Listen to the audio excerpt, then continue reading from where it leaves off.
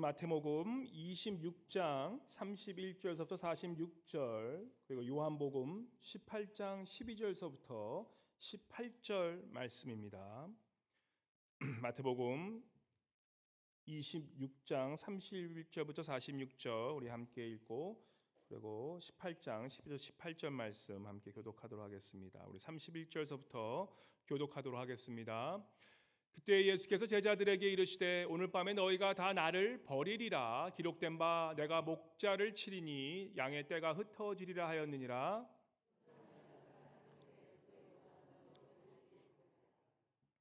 베드로가 대답하여 이르되 모두 주를 버릴지라도 나는 결코 버리지 않겠나이다.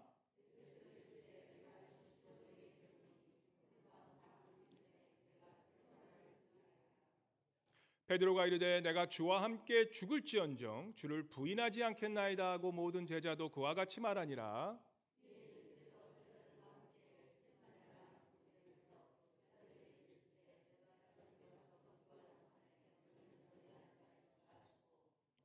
베드로와 세베대의 두 아들을 데리고 가실새 고민하고 슬퍼하사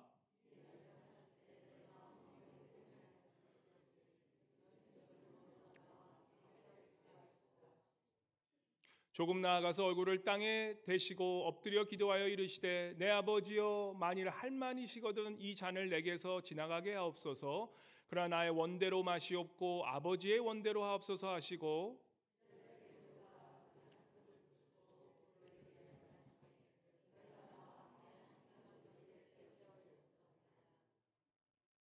시험에 들지 않게 깨어 기도하라. 마음에는 원이로되 육신이 약하도다 하시고,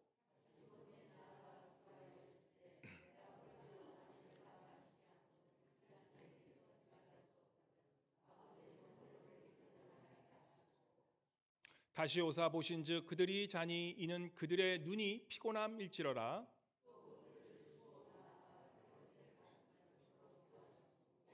이에 제자들에게 오사 이르시되 이제는 자고 쉬라. 보라 때가 가까이 왔으니 인자가 죄인의 손에 팔리느니라.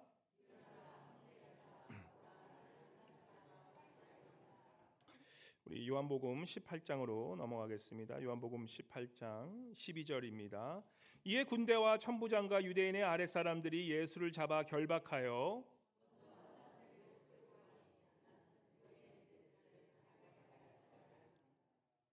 가야바는 유대인들에게 한 사람이 백성을 위하여 죽는 것이 유익하다고 공고하던 자로라.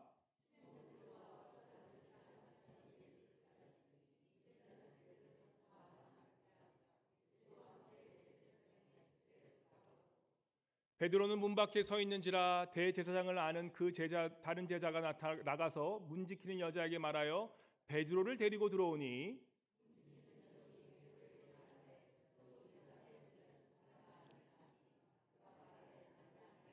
18절 그때가 추운 고로 종과 아랫사람들이 불을 피우고 서서 쬐니 베드로도 함께 서서 쬐더라. 아멘. 우리 임마누엘 성가대 나오셔서 나 주위에 살리라 주님께 찬양 올려드리겠습니다.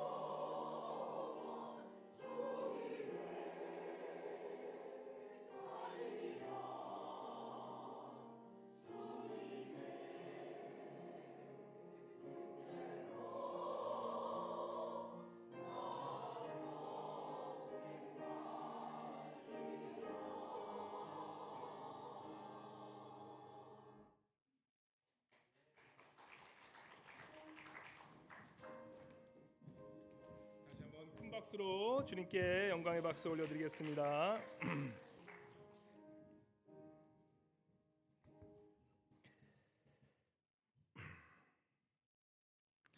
우리 할렐루야 한번 옆에 분 한번 인사하실 때 한번 이렇게 인사했으면 좋겠습니다. 세상이 혼란하니 분별하기 위해 깨어서 기도합시다라고 한번 이렇게 인사하겠습니다. 세상이 혼란하니 분별하기 위해서 깨어서 기도합시다. 너무 길죠. 너무 기니까 우리 짧게 깨어서 기도하고 계십니까? 라고 한번 인사하겠습니다. 깨어서 기도하고 계십니까? 네. 할렐루야. 오늘 이 지난주인가요? 지난주인가 제가 우리 어르신들 우리 계신 우리 사랑의 거기 사랑의 그 카톡방에 우리 제가 그 카톡도 보내드리고 또 아마 선교부에도 카톡을 보내드릴 것 같아요. 신기한 걸 봤습니다. 제가 이 목양실에 있다 보면 밖에 이제 가끔 이 나무들이 요즘 이제 3월 되니까 약간 봉오리가 새싹이 좀 트는 것 같아요. 봉오리가 텄다가 또 눈이 오니까 또 갑자기 추우니까 싹 사라지고 그런 게 조그맣게 보이는데 그래서 나무를 한참 보고 있는데 아주 지난주에 신기한 장면을 봤습니다. 제가 여기 교회 와서 처음으로 이 큰 그 독수리가 아주 그냥 멋지게 웅장하게 생긴 정말 보면 야 진짜 멋있게 생겼다는 그런 독수리가 우리 교회 앞에 딱 저 나무 위에 저쪽에 나무 위에 딱 앉아 있는 거예요. 너무나 그 모습이 장엄하고 진짜 근엄한 그런 모습이기 때문에 제가 한 5분 정도를 한참을 그냥 넋을 잃고 계속 보고 있었습니다. 참, 역시 알래스카 사니까 이런 거를 볼 수 있구나는 정말 감사하면서 보는데 신기한 걸 발견했어요. 이게 뭔가 관찰하다 보면 뭔가를 깨닫게 됐습니다. 독수리가 얘 왜 새 중에 왕이라는 것을 제가 알게 된 게 이 독수리는 뒤에서 공격하는 이 적들을 알 수 있을까요, 모를까요? 알아요. 어떻게 안 줄 아닙니까? 독수리가 가만히 있는데 눈이 뒤에 있나? 그건 아니고요. 눈이 뒤에 있지는 않고요. 목이 어떻게 돌아가는지 아십니까? 한참 보는데 목이 우리 한번 돌려봤자 우린 90도 돌리면 목이 아이고 아파 걸리는데 독수리는 목이 정말 몸은 가만히 있는데 360도까지 돌아가더라고요. 머리가 싹해서 270도 돌아가더니만 그러니까 이렇게 되면 가만히 있는데 목만 돌아가서 여길 보고 있어요. 얘가 깜짝 놀랐어요. 그러고 보니까 그래서 제가 좀 조사를 해보니까 독수리는 머리가 이 목이 270도에서 많이 돌아가는 애들은 유연한 애들은 360도까지 돌아간대요. 그러니까 한 바퀴 돈대요 목이. 그러니까 어떻게 되겠습니까? 뒤에 뭔가 감지하면 머리가 딱 돌아가면서 뒤에서 공격하는 애까지도 딱 방어할 수 있게 그렇게 만들어 놓으셨어요. 와, 그래서 역시 새 중의 왕이면 독수리가 왠지 알 것 같습니다. 근데 그 새 중의 왕인 그 독수리가 딱 앉아 있는데 또 가만히 보고 있으니까 신기한 장면을 또 발견했습니다. 그 옆에 사실 그 자리가 제가 제일 보는 게 이유가 항상 까치가 앉아 있는 자리예요. 우리 까치 저 보면 우리 한국은 까치 하면 얼마나 새로운 손님이 온다 했는데 항상 그 까치가 이렇게 겨울 때 가끔 오거든요. 그 자리에 자기 자리예요. 까치가 오면 저도 이제 보면서 뭐 새로운 반가운 손님이 오시려나 그러면서 기분도 좋아지고 그런 게 있는데 이 독수리가 앉아 있는 그곳에 갑자기 까치가 날아와서 그 옆에 당당하게 딱 앉는 거예요. 그러면서 어떻게 하겠습니까? 짹짹짹짹짹 하는 거예요. 그래서 제가 그걸 어떤 분에게 보내드리니까 어떤 분이 어이구 까치가 무섭겠네요. 독수리 옆에서. 근데 제가 본 그거는 아니에요. 까치가 전혀 겁대가리가 없는 까치예요. 걔는 계속 옆에서 까치까치 하고 하는 거예요. 근데 독수리가 어떻게 했습니까? 독수리는 너는 짖어라. 나는 내가 갈 길 가련다면서 고개만 까치가 막 옆에서 쫙 하면 고개만 슬쩍 저쪽을 보면서 이러고 있는 거예요. 마치 우리 남편분들 아내가 막 바가지 치면 어떻게 합니까? 너는 짖어라 나는 저쪽 보기로 하는 것처럼 독수리가 그러고 있는 거예요. 재밌더라고요 아주. 그러면서 계속 그러고 있다가 결국은 어떻게 됐겠습니까? 독수리는 그 자리에 가만히 있고 또 까치가 지쳤는지 막 잔소리하다가 여기 내 자리 아마 그랬을 거야 아마 여기 내 자리 처음엔 제가 이게 좋게 대화를 하는 것에서 참 신기했던 나중에 보니까 까치가 계속 잔소리한 거예요. 너 내 자리에 와서 네가 뭔데 막 계속 하던다.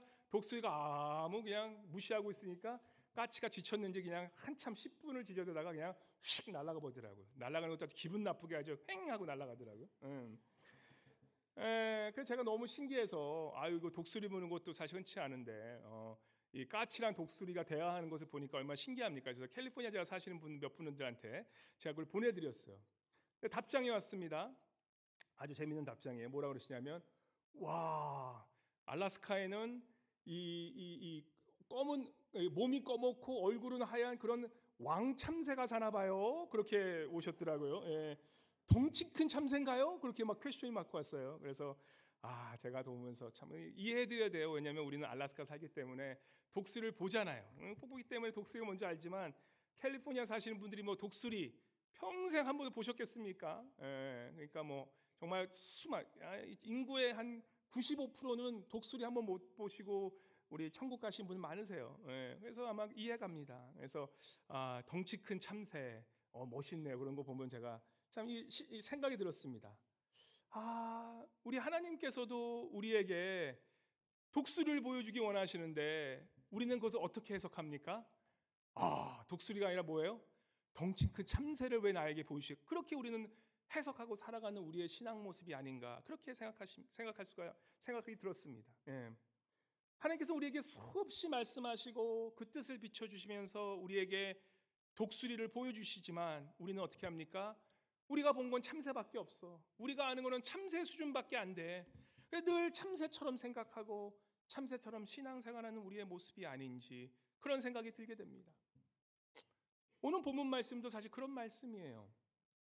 예수님께서는 제자들에게 그토록 하나님의 뜻이 무엇인지 제자들에게 말씀하시지만 그 제자들은 어떻게 합니까? 자기들이 아는 수준에서 그렇게 머물면서 자기들의 그러한 이 생각에 머물면서 그러한 시험에 빠져서 방황하는 그런 제자들을 보면서 우리 또한 과연 우리가 그런 시험에 빠지지 않고 그러한 정말 분별력 없는 신앙생활을 하지 않기 위해서 과연 무엇을 해야 되는지 오늘 말씀을 통해서 함께 배우면서 나누어 보도록 원합니다. 우리 한번 요한복음 18장 우리 1절로 돌아가게 되면 우리 오늘 본문 말씀의 시작이죠. 우리 요한복음 18장 우리 12절 그 본문이 시작되는 그 전에 18장 1절에 뭐라고 나오냐면 18장 1절 한번 같이 읽어볼까요? 시작. 예수께서 이 말씀을 하시고 제자들과 함께 기드론 시내 건너편으로 나가시니 그곳에 동산이 있는데 제자들과 함께 들어가시니라. 우리 개역개정은 이 말씀을 예수께서 이 말씀을 하시러 나오는데 사실 말씀이 아니죠. 말씀은 아니고 뭡니까? 요한복음 17장 우리 지지난주 뭐 배웠죠? 예수님께서 뭐 하십니까? 기도하시죠. 기도. 그래서 예수께서 이 말씀이 아니라 기도를 하시고요. 기도를 하시고. 그런데 이 개역개정은 좀 왜 그렇게 번역인지 모르겠지만 영어로는 when he had finished praying이라고 나와요. 기도를 마치고. 그리고 또 현대인성의 다른 그 성경을 보게 되면 예수께서 이 기도를 마치시고라고 그렇게 말씀이 나옵니다. 그래서 이 요한복음 17장 너무나 이 중요한 내용이 예수께서 이 기도를 마치시고 지금 이 시험을 당하시는 그 장면을 보게 되는 거예요. 말씀이 아니에요. 기도였어요. 기도. 우리 요한복음 17장 기억나십니까? 예수님의 기도. 그 핵심이 뭡니까? 예수님께서는 기도하세요. 뭐라고 기도하십니까? 내가 이 길을 갈 수 있도록 이 십자가의 길을 순종하고 갈 수 있도록 그렇게 피땀 흘려 기도하시면서 하나님이 영화로우신 것처럼 나 또한 주님의 영광, 하나님의 영광을 위해 아버지의 영광을 위해 내가 순종하고 십자가의 길을 감으로 아버지께 영광 올림으로써 나를 영화롭게 하소서. 그 기도가 17장의 기도였었어요. 요한복음 그 17장의 기도는 우리가 아는 수준의 아주 얕은 국민학교, 초등학교 수준의 기도가 아니라 맨날 뭐 주세요, 이것 좀 해주세요, 저것 좀 해주세요. 맨날 그러한 유치한 기도가 아니라 요한복음 17장의 기도는 어떤 기도입니까? 존재적인 예수님께서 이 땅에 오셔서 그 십자가의 길을 가시기 위해 자신의 소명을 이루고 자신의 그 주님이 주신 그 길을 가시기 위해서 피를 깎고 이 뼈를 흘리고 피를 흘리시면서 그렇게 기도하시면서 자신의 그 길을 순종하며 가기 위해서 감으로 말미암아 하나님께 영광 올리고 그 하나님께 영광 올리며 말미암아 하나님의 영화로우심을 자신의 그 삶을 통해 영화로워지시는 그 영광의 모습으로 기도하기 그것을 위해서 기도하고 계시는 장면이 바로 그 요한복음 17장의 모습이었다는 것입니다. 그 예수님께서 그 십자가의 길을 끝까지 마칠 수 있는 그 이유는 뭡니까? 예수님께서 그만큼의 그 가기를 가기 위해서 기도하며 그 자리에 계셨다라는 사실 우리가 알아야 된다는 것입니다.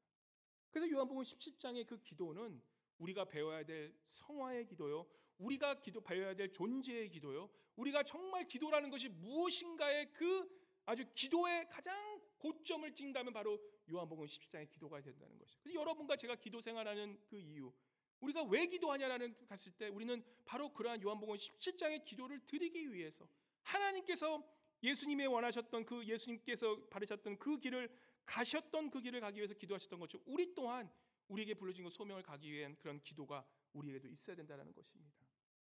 그러한 기도의 본질을 하신 후에 18장 1절에 그 기도를 마치시고 이제는 주님께서는 이제는 제자들과 가면서 이제는 가롯 유다에게 자신이 팔리는 그 일을 경험하게 된다는 것입니다. 이 말씀이 이제는 마태복음 26장에 등장합니다. 우리가 성경 공부 수요일 날 나와서 우리 아시는 분들 성경을 읽을 때 우리가 어떻게 해야 됩니까? 성경은 본문을 집중하는 것도 중요하지만 우리가 공관복음과 비교하면서 성경을 읽을 수 있어야 돼요. 그죠? 이 요한복음에 나오는 이 사건이 공관복음, 마태복음, 누가복음, 요한복음에서는 어떤 일로 비춰진지 하면서 그렇게 비교하면서 하다 보면 우리의 성경에 대한 그 이해가 깊이가 깊어지죠. 요한복음에 나오지 않는다고 해서 일어나지는 게 아니라 요한복음에서 포커스하는 것은 제가 말씀드리지만 계속해서 영적인, 요한복음은 계속 우리의 영적인 것을 위해서 많이 가르쳐주고 마태복음이나 누가복음은 그 초점이 달라요. 이방인과 또한 그 율법적인 것과 다르기 때문에 그래서 이 요한복음에 나오는 이 내용을 마태복음에서는 더 자세하게 이제는 설명을 해줍니다. 그래서 마태복음 오늘 읽었던 이 본문 26장 36절에 보면 예수님께서 이 어떤 고민하십니까? 이제는 이 십자가에 가시기 전에 이제 내가 이 길을 가야 되는데 그 가기 위해서 예수님께서도 육신의 몸을 오셨기 때문에 정말 자신이 없었던 거예요.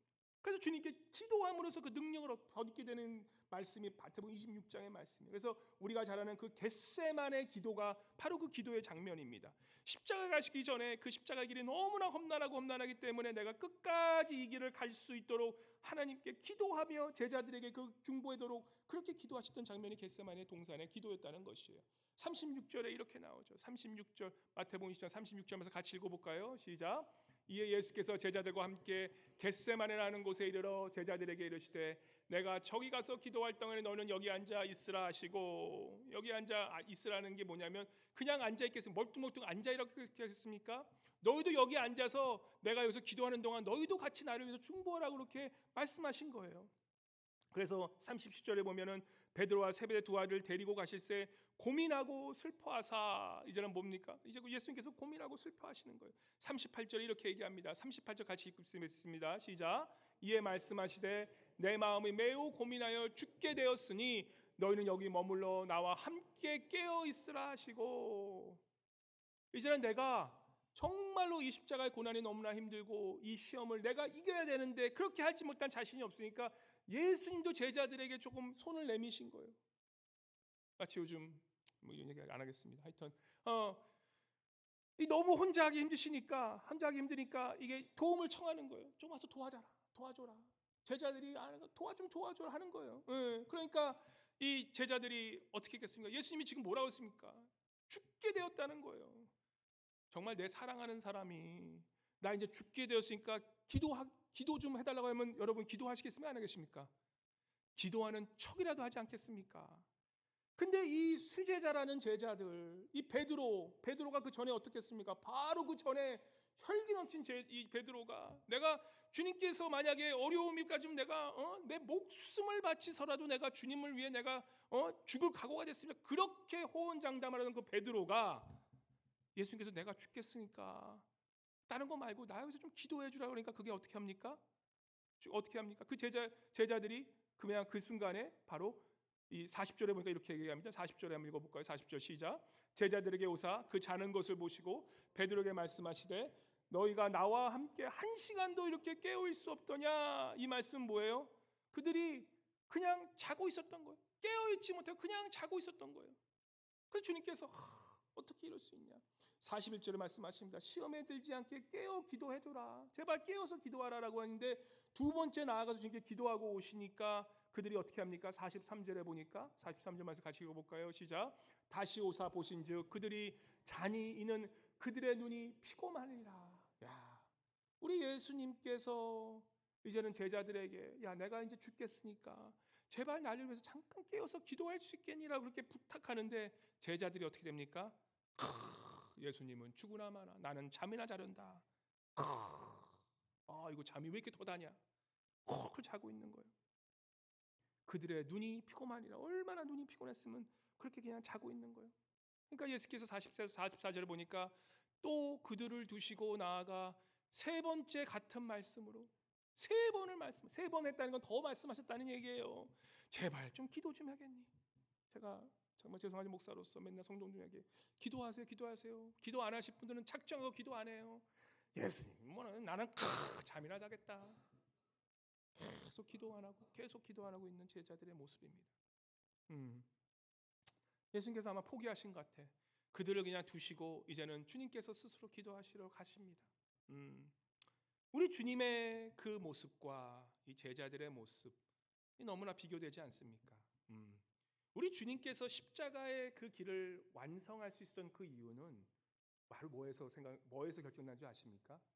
기도의 생활에서 결정이 난 거예요. 이미 예수님께서 그 험하고 모진 십자가의 길, 오늘 우리 찬양처럼 그 험하고 모진 그 가시면류관을 쓰시고 그에도 불구하고 가셨던 이유는 예수께서는 그 시간에 깨어서 기도하심으로 자신의 분명한 소명이 무엇인지 분별하고 계셨다라는 것이에요. 우리 여러분과 저에게는 하나님이 주신 개인적이고 유니크한 소명이 다 있어요. 하나님이 주신 큰 사명 외에 여러분과 저에게만 주는 그러한 개인적인 소명이 있다라는 것이에요. 그 소명을 이루면서 내가 하나님께 영광 올리기 위해서 살기 위해서는 기도가 없이는 불가능하다는 것이에요. 하나님의 뜻이 무엇인지 우리가 알아야 되고 하나님의 뜻에 순종한 것에 대해서 우리가 기도가 그것을 받쳐주지 않는다면 우리는 그것을 감당할 수 없는 그러한 것인 것을 우리가 알아야 된다는 것입니다. 왜냐, 그것은 육적인 것이 아니라 그런 본능적인 것이 아니라 그런 본능적을 거슬려 올라가는 영적인 하나님의 뜻이기 때문에 우리가 기도하지 않으면 영적인 사람으로 거듭나지 않으면 그 길을 갈 수가 없다는 것입니다. 예수님은 그 기도를 하셨고 요한복음 10장에 그러한 하나님을 영화롭게 하고 자신을 영화롭게 하는 그러한 순종의 기도를 하셨기 때문에 그 길을 가셨던 거예요. 근데 제자들은 어떻습니까? 제자들은 주님께서 그토록 간절하게 스승이 그렇게 간절하게 얘기하면 아마 우리 성도님은 다 착하셔서 제가 만약 나 죽겠으니까 나 좀 위해서 기도해 주시면 우리 성도님은 다 기도해 주실 것 같아. 정말로. 근데 이 제자들은 정말로 죄송하지만 싸가지가 없는 제자들이야. 예수님이 그렇게 죽겠다고 얘기하는데 세 번을 기탁하시고 그렇게 기탁하는데 아이고 난 모르겠습니다. 잠이나 자고 있는 베드로의 모습. 40절에 이렇게 얘기합니다.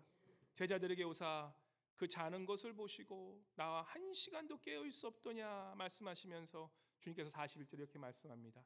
시험에 들지 않게 깨어 기도하라. 마음에는 원이로되 육신이 약하도다. 우리가 잘 아는 맨날 우리가 핑계대면 걸 모르니까 마음은 원이로되 육신이 약해서요. 육신이 약해서요. 그럼 어떤 일이 벌어집니까? 시험에 들 수밖에 없다라는 말씀을 하시는 거예요. 시험에 들지 않기 위해서 마음은 원이다. 육신이 약함에도 불구하고 기도하라는데 우리는 늘 마음이 약하고 늘 마음은 원이지만 육신이 약해서 늘 시험에 빠질 수밖에 없는 우리의 모습이라는 것입니다. 그래서 이 베드로가 어떻게 됩니까? 기도하지 않고 결국에는 인생의 가장 큰 실수를 범하게 되죠. 그게 오늘 본문 말씀이에요. 그토록 혈기왕성하고 그토록 하나님 예수님에 대한 충성심이 가득했던 베드로가 기도하지 않고 그 큰 시험이 다가오니까 어떻게 됩니까? 요한복음 18장 우리 17절 말씀 한번 읽어볼까요? 요한복음 오늘 본문 말씀으로 돌아가서 요한복음 18장 17절에 보면 우리 같이 읽도록 하겠습니다. 우리 18절, 16절, 17절 예수님께서 이제는 대제사장에 잡혀가서 이제는 그 순간에 베드로가 오는 것을 보게 됩니다. 17절 말씀 같이 읽도록하겠습니다. 시작. 문지키는 여종이 베드로에게 말하되 너도 이 사람의 제자 중 하나가 아니냐 하니 그가 말하되 나는 아니라고. 여종이 뭐가 무섭다고? 여종이 너가 제자냐 물었는데 베드로가 뭐라 그럽니까? 그토록 나는 주님이 죽는다면 나도 죽겠습니다 했던 그 베드로가 그 여종이 얘기하는 그 얘기에 그냥 나는 제자가 아니라 변명하는 모습을 보게 됩니다. 그리고 또 25절에 이렇게 얘기해요. 시몬 베드로가 서서 불을 쬐고 있는데 사람들이 묻습니다. 그 제자 중 하나가 아니냐 물으니까 베드로가 뭡니까? 그 사람들에게 아니 나는 아니다. 그리고 또 묻습니다. 27절에 아주 바닥을 치는 베드로예요. 대제사장 중 하나는 베드로에게 귀를 베어 버리온 사람의 일가라 가로되 내가 그 사람과 함께 동산에 있던 것을 내가 보지 않았느냐? 너가 이 병장 중에 한 명을 벤 사람이 아니냐? 그러니까 베드로가 뭐라고 합니까?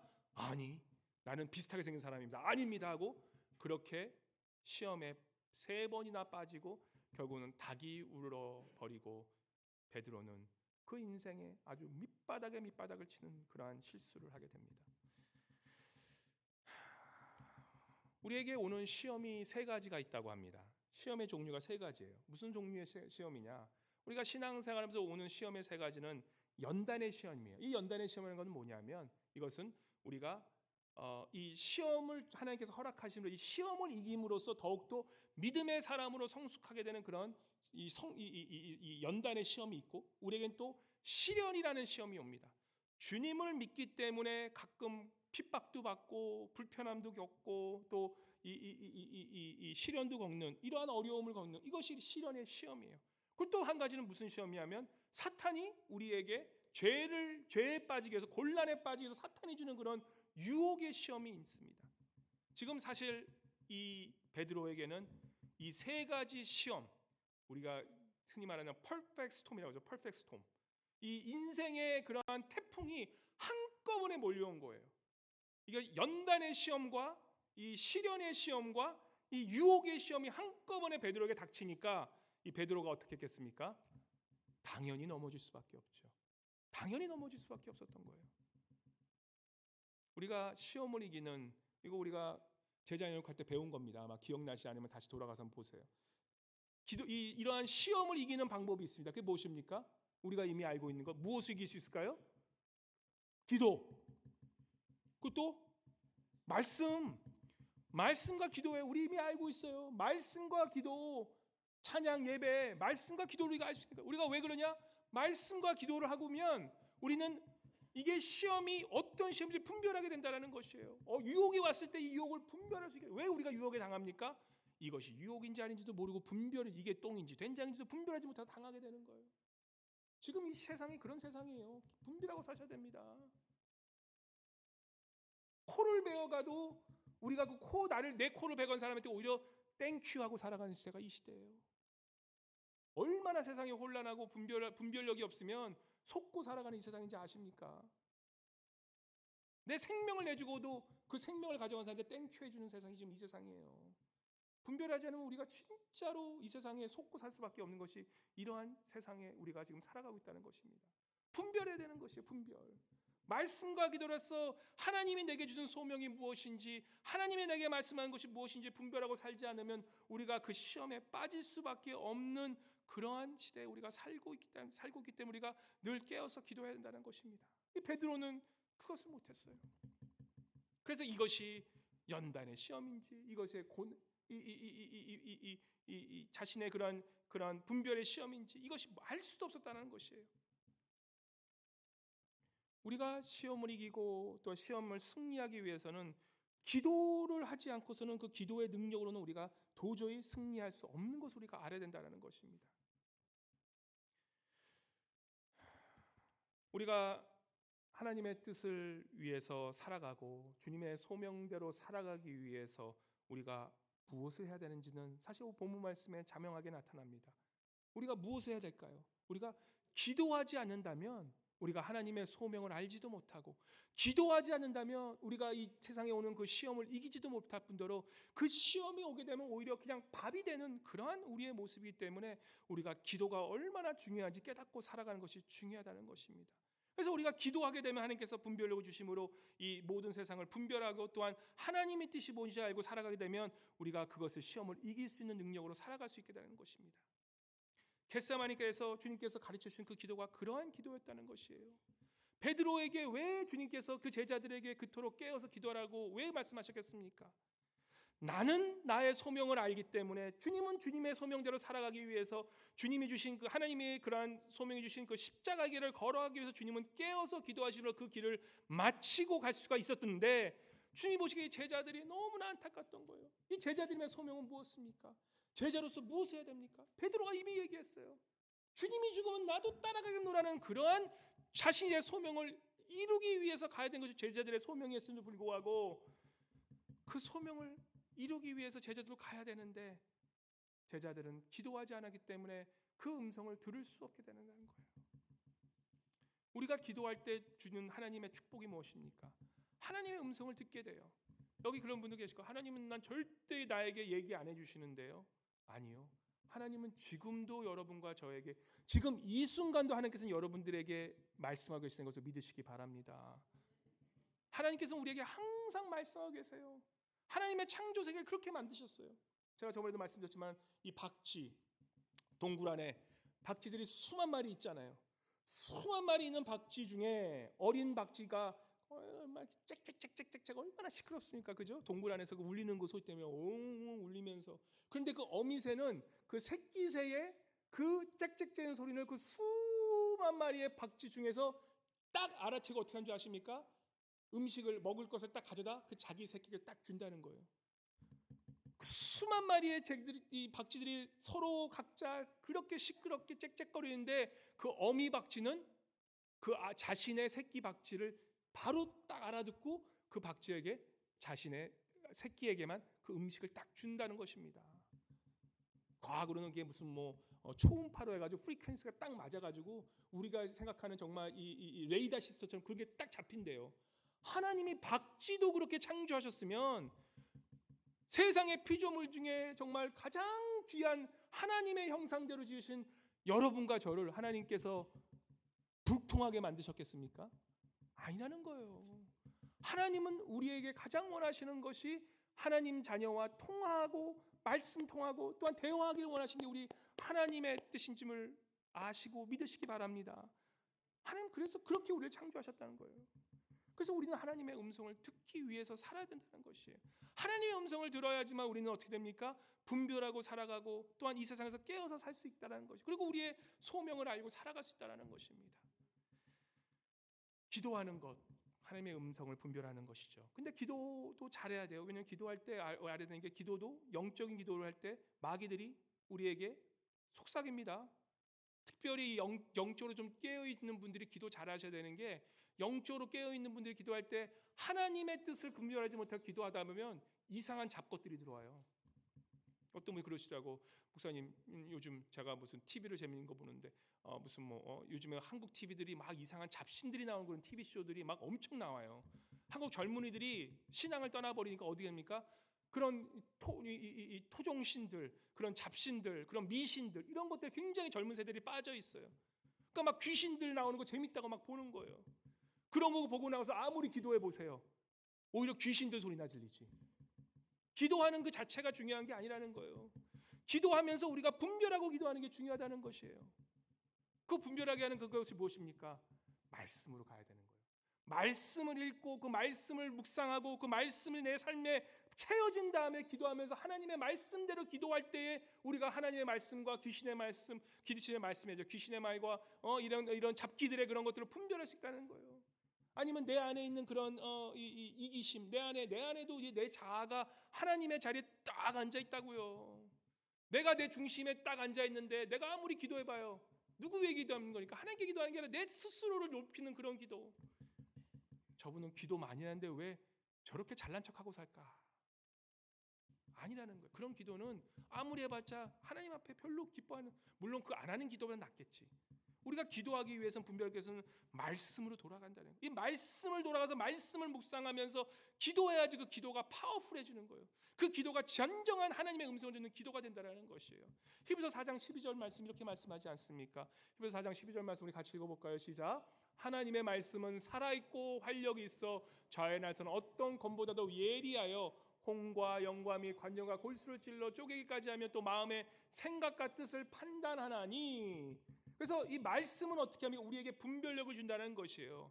내가 드리는 이 기도, 내가 드리는 이 음성이 마귀가 우리가 하는 금성인지, 아니면 내 자아가, 내 욕심이 나에게 말하는 그런 기도인지, 아니면 진정한 하나님의 말씀이 내게 오는 것인지를 성경을 읽으면서 기도하게 되면 그것이 분별력으로 나타난다는 것이에요. 마음과 생각, 뜻을 판단하고 분별하셔서 우리에게 그 관절과 골수를 쪼개는 그런 말씀, 살아있고 운동력 있는 그런 하나님의 그러한 말씀이 우리에게 들려주기 시작한다는 것입니다. 그래서 우리가 요즘 필사 너무 중요해요. 필독 너무 중요해요. 기도만 많이 하신 분들은 성경을 더 많이 읽으세요. 또 성경만 많이 읽으신 분들은 기도로 나아가세요. 같이 가야 되는 거예요. 이건 하나라는 거예요. 하나. 성 어거스틴, 우리가 잘 아는 그러한 성부 중에 성 어거스틴이 어떻게 하나님께 변화됩니까? 그렇게 막 방탕한 생활을 하다가 이 로마서 13장 11절 14절 그 말씀을 읽고 자신이 살아가던 그 세상이 방탕한 생활이 다인 줄 알았는데, 그가 로마서 13장 11절 14절을 읽고 이제는 어떻게 합니까?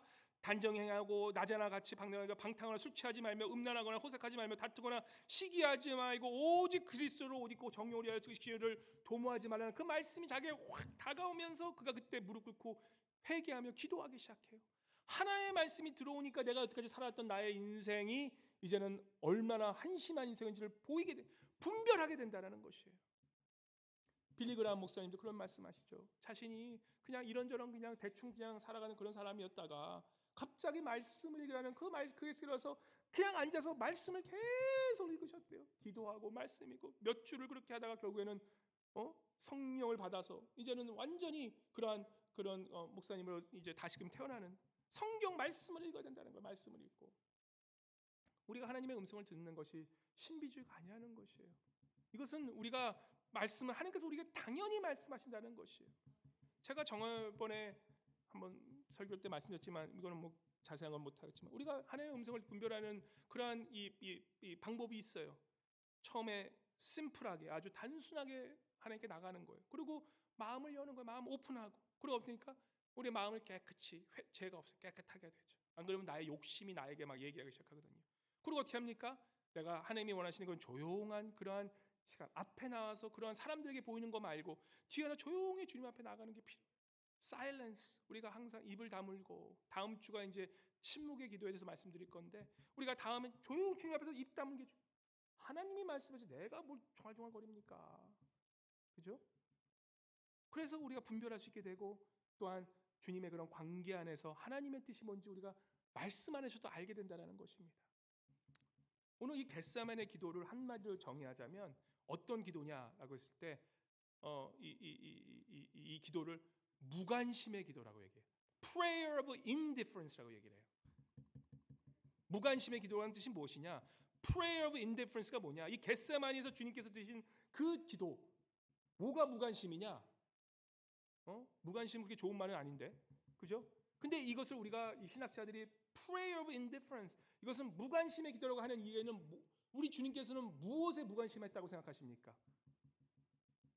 자신의 안위나 자신의 뜻이나 자신의 욕심이나 내가 살아왔던 삶의 방식이나 내가 생각했던 그러한 생각의 고정관념, 이런 것들은 모두 무관심하시고 온전히 하나님의 뜻이 무엇인가만을 찾고 드렸던 기대가 바로 겟세마네 기도였다는 것이에요. 온전히 내게 계신 주신 그 소명의 길을 가기 위해서 사람들의 말을 다 버리고 무관심하게 생각하고, 사람들 얘기 그렇게 중요하지 않아요. 죄송한데 사람들은 그저 입방아 짖다가 그리고 또 잘 재미없으면 또 딴 데 입방아 짖다가 또 있다가 그냥 지나가는 얘기하는 사람들의 말들은, 신앙생활 사람들의 말 짖지 마세요. 죄송하지만 물론 가끔 영적인 사람들의 그런 조언을 들을 건 필요합니다. 하지만 우리가 하나님의 말을 듣고 가는 사람들이 우리의 신앙인의 모습이지, 사람들이 뭐 이거 저거 뭐 그냥 지나가는 말이에요. 그냥 그런 거 신경 쓰지 마세요. 우리 예수님께서도 그러한 무관심의 기도를 드리시는 거예요. 제자들이 한데도 호들갑을 떨어도 그냥 자신의 길을 기도하시는 것입니다. 우리 주님께서 어떻게 기도하십니까? 이 42절에 그렇게 기도하십니다.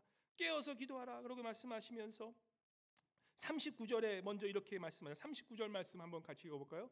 39절, 이게 무관심의 기도입니다. 한번 같이 읽도록 하겠습니다. 시작. 조금 나아가사 얼굴을 땅에 대시고 엎드려 기도하여 이르시되 내 아버지여, 만일 할만하시거든 이 잔을 내게서 지나가게 하옵소서. 그러나 나의 원대로 마시옵고 아버지의 원대로 하옵소서 하시고, 무슨 말씀인지 아시겠죠? 내가 원하는 대로, 내가 이것은 이제는 관심 갖지 않겠습니다. 이게 무슨 기도냐면, 쉽게 얘기하면 내려놓는 기도죠. 내가 여태까지 원했던 우리의 기도는 뭡니까? 늘 내가 원하는 대로, 내가 기도한 대로, 내가 중심되는 기도, 나나나 미미미미미미 기도, 지치지 않습니까? 그런데 주님께서는 기도는 나의 원대로 마시옵고, 나의 원, 내 욕심, 내 원하는 뜻, 내 생각, 내 뜻, 이런 것들은 이제는 무관심 끊는 거예요. 내려놓는 거예요. 그리고 이제는 아버지의 원대로 하시옵소서. 우리가 하나님의 뜻을 왜 못 봅니까? 내게 너무 많죠. 내 것만 관심 있죠. 기도도 내게 관심 있는 것을 채우기 위해서 기도하지 않습니까? 그는 죄송하지만 그런 기도는 성숙할 수가 없어요. 늘 초등학교에서 머무는 기도예요. 늘 어린아이처럼 남는 기도예요. 진정한 기도는 여태까지 내가 생각했고, 내가 관심 있고, 내가 너무 했던 그런 것들을 무관심하게 생각하고, 이제는 아버지의 원대로 하시옵소서라는 기도를 드리는 겁니다. 그 주님께서 그렇게 말씀하시요. 42절에 그렇게 기도하고 또 피를 흘리면서 그렇게 기도하시면, 피를 흘리는 것처럼 그렇게 열심히 기도하시고, 이제는 두 번째 나가서 뭐라고 하십니까? 42절 말씀입니다. 같이 들어가겠습니다. 시작. 다시 두 번째 나아가 기도하여 이르시되, 내 아버지여, 만일 내가 마시지 않고는 이 잔이 내게서 지나갈 수 없거든 아버지의 원대로 되기를 원하나이다. 아멘. 이게 무관심의 기도라는 것이에요. 여태까지 내가 바라고 살아갔던 것들, 이제는 그것에 관심을 기울이는 것이 아니라, 이제는 하나님이 나에게 말씀하는 게 제일 중요하지 않습니까? 우리가 그거 알고 있잖아요. 하나님이 나의 삶 속에 원하시는 소명이 무엇인지, 하나님이 나에게만 얘기하시는 것이 무엇인지를 깨닫기 위해서 이제는 내가 여태까지 원했던 내 원대로 했던 그런 기도들을 주님 무시하시고, 이제는 아버지께서 원하시는 것대로 하기를 내가 원하나이다. Not I want what I want, but I want what God wants. 하나님이 원하는 것을 내가 이제는 원합니다. 이게 영화로운 기도의 핵심이라는 것이에요. 내가 왜 기도의 자료 나갑니까? 내가 원하는 거 기도했는데 하나님 안 들으셔서 나 이제 기도 안 할 거야. 주여, 그런 기도 이제 드리지 마세요. 이제 그런 기도 안 드릴 정도의 수준이 되셨어요. 내가 기도하는 것이 해도 이것이 나의 욕심에서 나온 거 하나님께서 안 들어주실 거예요. 그러면 이제 우리는 어떤 기도를 해야 됩니까? 내어드리는 기도를 해야 된다는 것이에요.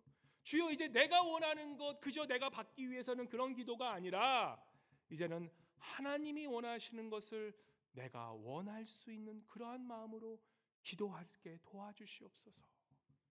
그게 무관심의 기도요, 내려놓는 기도요, 예수님께서 영화롭게 드리는 그 기도의 핵심이셨다는 것입니다. 여러분, 그런 내려놓는 기도를 드리시는 저와 여러분이 되시길 바랍니다. 비나이다, 비나이다, 내가 원하는 거 되게 비나이다, 그런 기도 마시고 말고, 이제는 하나님의 뜻이 무엇인지 알기 위해서 주님, 내가 원하는 것들 내려놓게 도와주시고, 이제는 하나님이 원하시는 것이 이제는 내가 원하는 기도가 되어서 하나님의 뜻과 나의 뜻이 연합하는 그런 기도, 이게 진짜 기도의 모습이라는 것이에요. 이게 진짜 연합의 기도요, 하나님이 원하시는 기도요, 진정한 성숙한 하나님의 영어요, 성화되는 기도요, 또한 하나님께서 생각과 기도하시는 그러한 영화로운 자의 기도의 모습이 된다는 것입니다. 이 독일의 보델슈밍이라는 그러한 기도의 아버지라는 그러한 닉네임을 가진 분이 계셨다고 합니다. 근데 그분이 어린 자식을 잃었어요. 어린 자식을 어렸을 때 그 피 같은 자식을 잃어버렸어요. 그래서 그분이 늘 기도했던 거예요. 정말 이 자녀를 잃은 슬픔 속에서도 그가 매일 기도했던 것은 뭐냐면, 주님, 주님을 사랑하고, 내가 주님 나의 원대로 되진 않았지만 나의 삶이 그저 주님이 원하시는 그런 삶대로 원하게 도와주, 그런 기도를 매일매일 드렸다는 것입니다.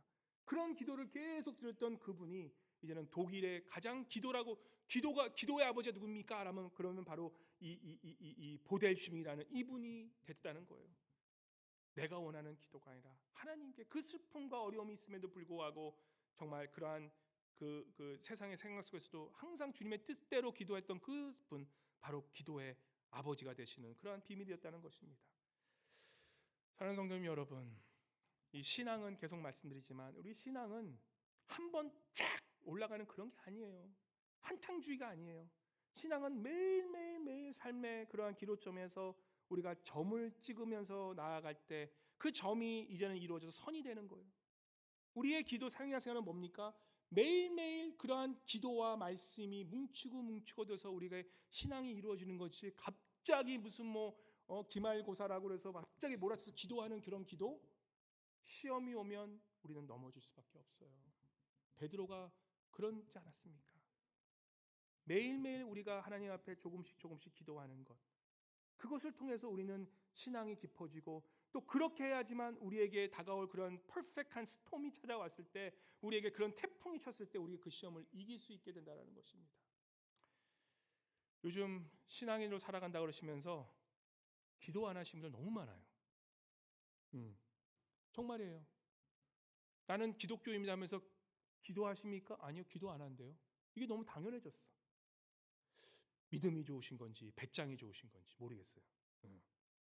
여기저기서 터지고 와서 그러고 나서 기도하는 건 기도가 아니라는 거예요. 그건 이미 늦어. 베드로도 그 순간에 기도 안 했겠습니까? 마지막에 되니까 이미 too late.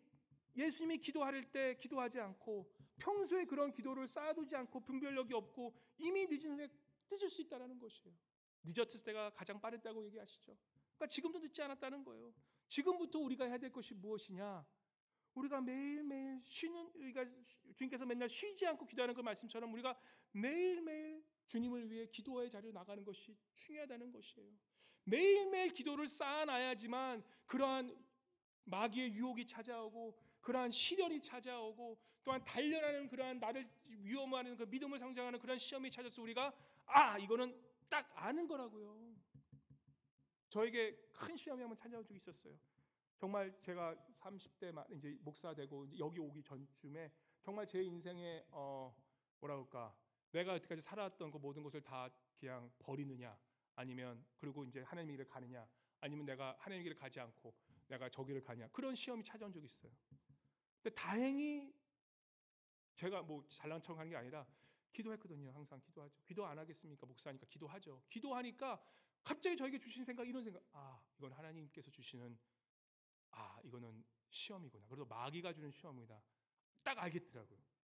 이거는, 그래서 선포했어요. 이거는 마귀가 주는 시험뿐만 아니라 이거 나의 믿음의 단련의 시험이기 때문에 이거는 무조건 이거는 하나님 말씀대로 간다. 그리고 그렇게 했어요. 그러니까 그 시험이 아주 아무것도, 그 전에는 그렇게 단련하지 않고 결심하지 않고 갈 때는 그것 때문에 내가 정말 죽을 것 같았거든요. 이거 나 이제 인생 날아갔구나. 이거 끝났다. 그런 두려움이 이제는 딱 결단하고 하니까 그 시험이 왔는데도 불구하고 그 시험이 정말 아무것도 아닌 것처럼 거품처럼 사라지더라고요. 매일매일 기도하면 우리가 그런 시험이 찾아올 때 분별하게 된다는 것이에요. 이게 내가 누가 주는 시험인지, 어디서 오는 시험인지, 과연 내가 이것을 이길 수 있는, 그리고 그 큰 시험이 왔음에도 기도 안 할 때는 거의 엄청 맞아요. 엄청 결국 맞고 나서 다 뺏긴 다음, 그런다고 나서 기도하면 그때는 이미 늦어요. 그래서 제가 말씀드렸잖아요. 요즘 코베어가는 세상이라고. 코베어가는데도 그 코베어가는 사람들 땡큐하는 세상이 지금 요즘 세상이에요. 분별하고 사셔야 된다는 것입니다. 그러지 않기 위해서는 우리가 늘 깨어서 있는 기도하는 것이 너무나 중요하다는 것입니다. 우리 사랑하는 성도님 여러분, 우리에게 다 시험은 찾아옵니다. 베드로가 그 시험에 넘어질 수밖에 없었던 이유는 뭐라고요? 기도하지 않았기 때문에. 우리 예수님께서 그 십자가의 끝까지 길을 가셨던 것은, 우리 예수님께서도 인간의 몸으로 육체의 몸으로 오셨음에도 그 십자가를 끝까지 감당하셨던 이유는 바로 예수께서는 깨어서 기도하셨기 때문이라는 사실인 것입니다. 우리 성도님들, 오늘 이 순간 내가 큰 일이 오면 기도해야겠지. 또 그런 분도 계세요. 목사님한테 기도 부탁해야지. 중보기도 팀한테 기도 부탁해야지. 아니요. 자기가 기도하지 않는데 그게 되겠습니까?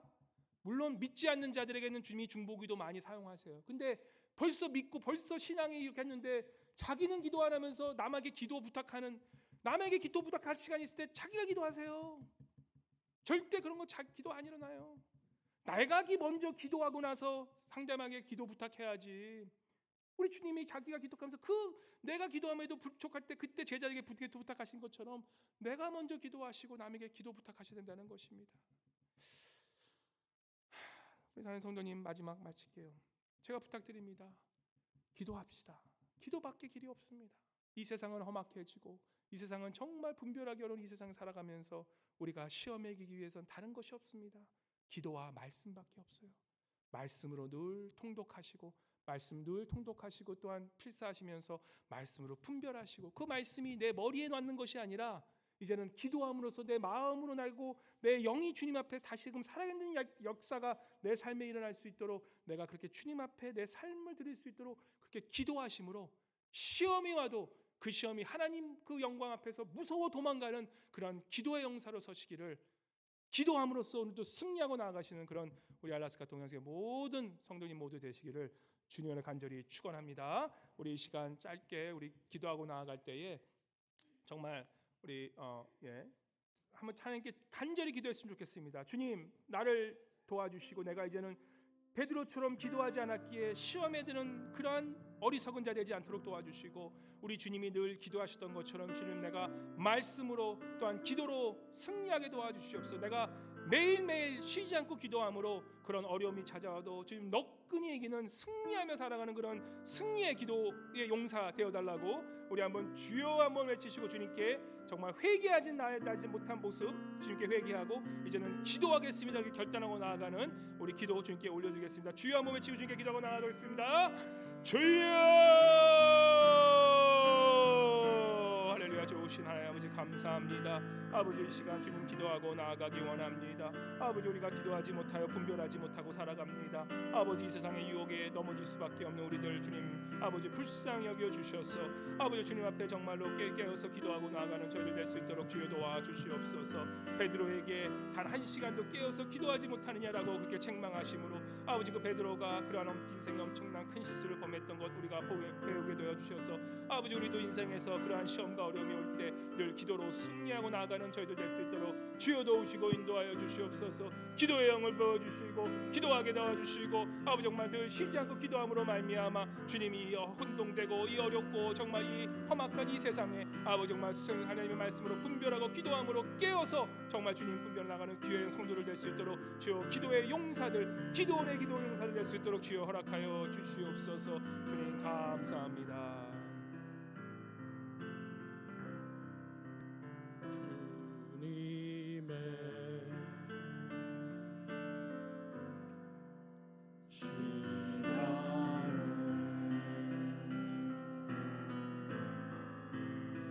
그의 뜻이 기다려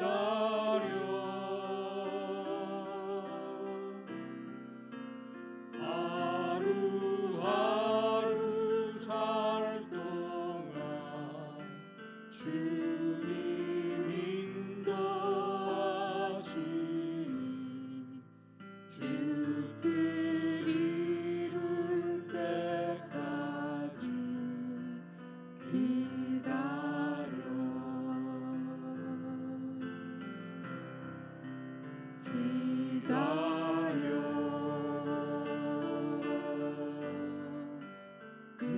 그때를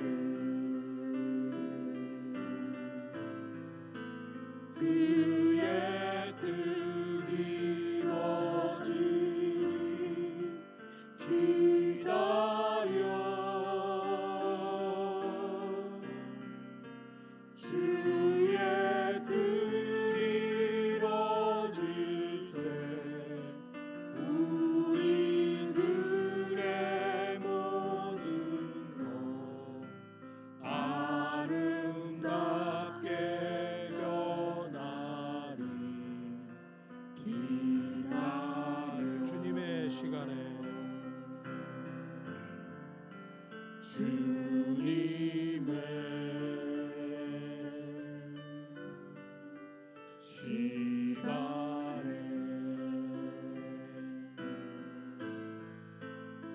그의 뜻 이루어지니 기다려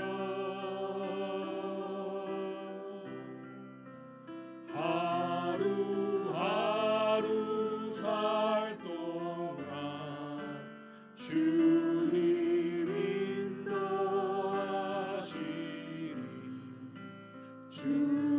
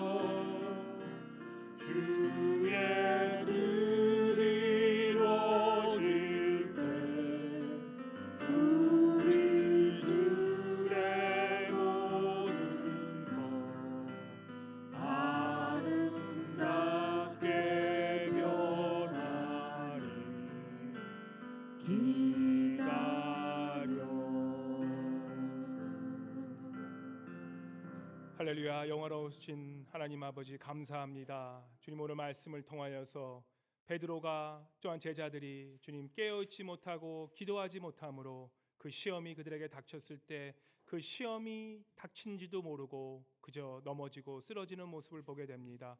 주님 기도하지 못해서 우리 또한 이러한 모습을 가고 있는지 주님 돌아보게 도와주시고 내가 기도하지 않았더라면 주님 이제는 다시금 주님 앞에 기도하겠습니다라고 회개하고 나가는 우리들 될 수 있도록 이 시간 함께 하심에 감사드리옵나이다. 주님 사랑하는 성도님들 주님 깨어서 기도함으로 주님의 소명을 알게 도와주시고 이 세상을 분별하게 도와주시고 나에게 주신 주님의 소명을 분별하고 나아감으로 말미암아 하나님의 음성을 닦고 매일마다 순종함으로 우리에게 오는 큰 시험을 능히 이기고도 감당하고도 승리할 수 있는 그런 능력의 기도의 사람들 될 수 있도록 주님 함께하여 주시옵소서. 우리 알라스카 동양 성교교회 성교들 모두 기도의 용사들 도와주셔서 주님의 능력을 마음마다 체험하며 시험이 하다가도 한 길로 돌아가고 열 길로 도망가는 그러한 믿음의 용사들, 기도원 같은 그러한 기도의 용사들 될 수 있도록 주여 축복하여 주시옵소서. 오늘도 주님 귀한 또한 헌금 주님께 올려드립니다. 모든 것 주님께서 주셨사옵나오니 우리가 주님 앞에 아낌없이 드리옵나오니 주님 그렇게 드린 11조 감사헌금 또한 주일헌금 또한 아버지 구제헌금 또한 많은 헌금 또한 주님께서 그 손길으로 축복하여 주셔서 정말 드리는 모든 자들에게 넘치고 흔드는 그러한 축복을 주님 내려 주시옵고 또한 드리고 싶지만 드리지 못한 손길 위에 주님 함께해 주셔서 더욱더 주님 위에 드릴 수 있는 귀한 아버지 그러한 물질적인 축복도 받을 수 있는 귀한 성도들 모두 되어질 수 있도록 주님 함께하여 주시옵소서. 감사드리며 살아계신 우주 예수 그리스도 이름으로 간절히 기도드리옵나이다. 아멘.